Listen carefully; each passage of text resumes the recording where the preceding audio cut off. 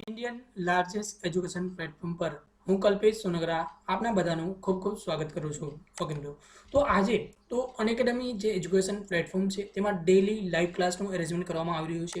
એના સિવાય આગળ જોઈએ તો લાઈવ ટ્વિસ્ટ અને ક્વિઝનું પણ એરેન્જમેન્ટ કરવામાં આવ્યું છે. સ્ટ્રક્ચર્સ કોર્સ અવેલેબલ છે અને અનલિમિટેડ એસએસ છે. ઓકે, તો એક તમે એજ્યુકેટર સાથે મજા ના આવે તો બીજા એજ્યુકેટર સાથે જોઈન થઈ શકો છો, બીજા એજ્યુકેટર સાથે મજા ના આવે ત્રીજા એજ્યુકેટર સાથે જોઈન થઈ શકો છો. આ તમારા માટે ખૂબ જ સારામાં સારો બેનિફિટ છે અને કોઈ પણ કોર્સ છે તે ફ્રી ઓફ તમે જોઈ શકો છો એકવાર પ્લસમાં સબસ્ક્રિપ્શન લીધા પછી. ઓકે મિત્રો, આપણે જોઈએ તો આજે છે સ્ટડી ફ્રોમ હોમ, ઘર બેઠા તમે ભણી શકો છો. અને મિત્રો ખાસ તમારે આ જોવાનું છે પર ડેનો કોર્સ જે છે 17 રૂપિયા અવેલેબલ છે. અને બીજી વસ્તુ કે ઈએમઆઈ ઓપ્શન્સ જે છે અવેલેબલ છે. આને છે એટીએમ કાર્ડ જે છે, ડેબિટ કાર્ડ, ઇન્ટરનેટ બેન્કિંગથી તમે પેમેન્ટ કરી શકો છો. ઓકે, અલગ અલગ જે એજ્યુકેટર છે, ટોપ એજ્યુકેટર છે, એ બધાના ફોટો તમે ડિસ્પ્લેમાં જોઈ શકો છો. ઓકે મિત્રો, આપણા જે સ્પેશિયલ ક્લાસ છે તે મંગળ, ગુરુ અને શનિવારે 5:30 વાગ્યાનો ટાઈમ છે. આના સિવાય જે પણ ક્લાસ છે કોન્સ્ટેબલમાં રેગ્યુલર સોમ, બુધ અને શુક્રવારે 5:30 વાગ્યાનો ટાઈમ છે. અને બાકી જે રેગ્યુલર ક્લાસ છે તેનો આપણો 4 વાગ્યાનો ટાઈમ છે. ઓકે, તો સૌપ્રથમ અનએકેડમી લર્નિંગ એપ જે છે, okay, Unacademy learning app download કરી લેશો. ડાઉનલોડ કર્યા પછી તેમાં ઓકે સાઇન ઇન કરશો. સાઇન ઇન કર્યા પછી તમારે ગોલ જીપીએસસી સિલેક્ટ કરવાનું રહેશે. જીપીએસસી સિલેક્ટ કર્યા પછી ડાબી સાઈડ જે ખૂણા ઉપર ઓકે તો તમને 3 બટન દેખાતા હશે, તેના ઉપર ક્લિક કરશો, પ્લસ પર ક્લિક કરશો. ઓકે, તો તમને આ રીતે અલગ અલગ શેડ્યુલ દેખાશે.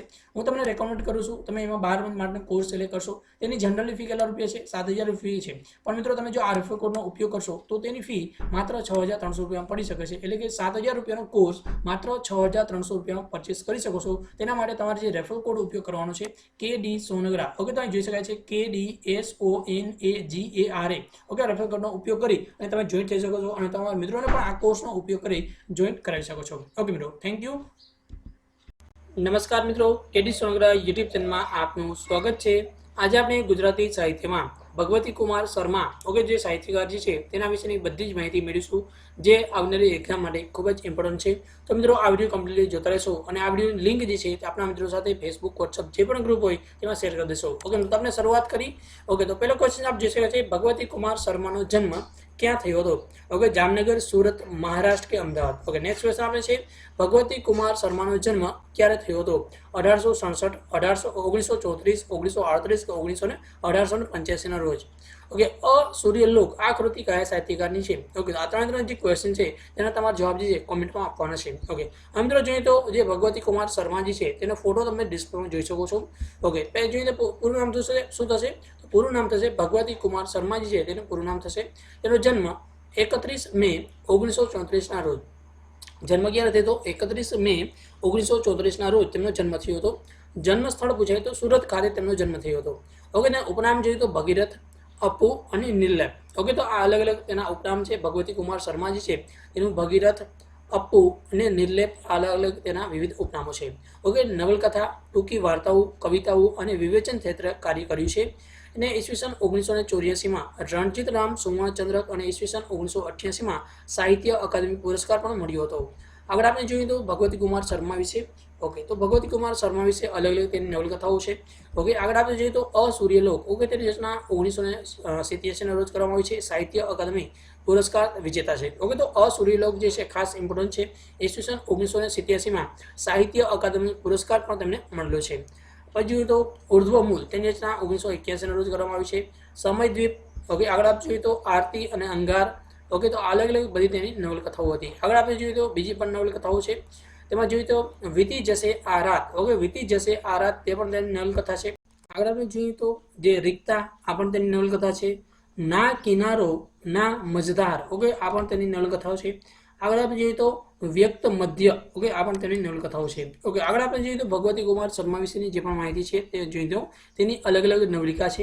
તેમાં જોઈએ તો દીપ સે દીપ જલે. ઓકે, તો આ તેની નવલિકા છે દીપ સે દીપ જલે. ઓકે, ભગવતી કુમાર શર્માની. પછી જોઈએ તો હૃદયદાન. ઓકે, આગળ આપણે જોઈએ તો રાત રાણી. ઓકે, તો રાત રાણી. પછી છિન્ન ભિન્ન. પછી અડાબીડ.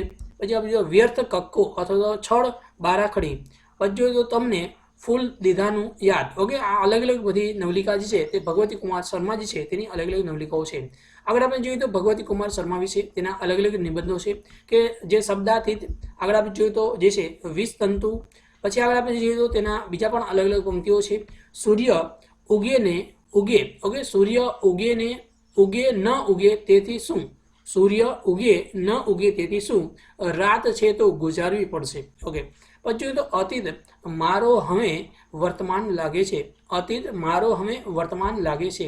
પછી જોઈએ તો અવડ સવડ આ બધા જ્ઞાન ભાવ લાગે છે। ઓકે, આ વિવિધ અલગ અલગ પંક્તિઓ જે છે એ ભગવતી કુમાર શર્માજી છે તેની વિવિધ પંક્તિઓ છે। આગળ આપણે જોઈએ તો તેની અન્ય સાહિત્યનું સર્જન છે તે પણ આપણે જોઈએ તો જે છે સંભવ, ઓકે, તો આ છંદો છે। પછી જોઈએ તો પાંદડાના જે છે પાંદડા જેના આ કાવ્ય સંગ્રહ છે। પછી જોઈએ તો ઉજાગર આ પણ શું છે કાવ્ય સંગ્રહ છે।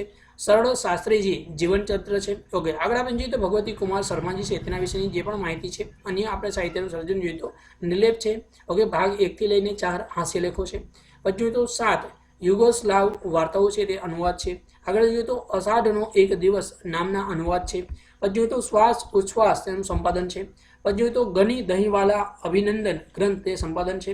ઓકે, આગળ આપણે જોઈએ તો ભગવતી કુમાર શર્મા વિશે, ઓકે, તેને ઈસવીસન 1977માં કુમાર સુવર્ણચંદ્રક જે છે તે મળ્યો છે। ઓકે, ઈસવીસન 1977માં કુમાર સુવર્ણચંદ્રક જે છે તે મળ્યો છે। આગળ આપણે જોઈએ તો ઈસવીસન 1984માં રણજીતરામ સુવર્ણચંદ્રક પણ તમને મળેલો છે। આગળ આપણે જોઈએ તો ઈસવીસન 1988માં અસૂર્યલોક નવલકથા માટે સાહિત્ય અકાદમી પુરસ્કાર પણ તમને મળેલો છે। આગળ આપણે જોઈએ તો 1999માં તેમને જે છે નચિકેતા પુરસ્કાર પણ મળ્યો હતો। આગળ આપણે ઈસવીસન 1999 તેમને વીર નર્મદ દક્ષિણ ગુજરાત યુનિવર્સિટી તરફથી જે છે ડી લીલ જે છે લિલ્ટીની પદવી પણ એનાયત થઈ હતી। ઓકે, તો અલગ અલગ જે સાહિત્ય પુરસ્કાર જે છે તે ભગવતી કુમાર શર્માજી છે તેને મળેલા છે। આગળ આપણે જોઈએ તો ભગવતી કુમાર શર્મા વિશે તેને 2003માં તેમને કલાપી પુરસ્કાર મળ્યો હતો। 2011માં તેમને પત્રકારત્વ માટે હરીન્દ્ર દવે સ્મૃતિ પુરસ્કાર અને સાહિત્યમાં યોગદાન માટે વલી ગુજરાત જે છે ગુજરાતી ગઝલ પુરસ્કાર પણ તેમને મળેલો છે। આગળ આપણે જોઈએ તો એને વર્ષ 2005માં તેમને પુસ્તક જે છે સુરત મુજ ઘાયલ ભૂમિ માટે નર્મદ સુવર્ણચંદ્રક એનાયત કરવામાં આવ્યો હતો।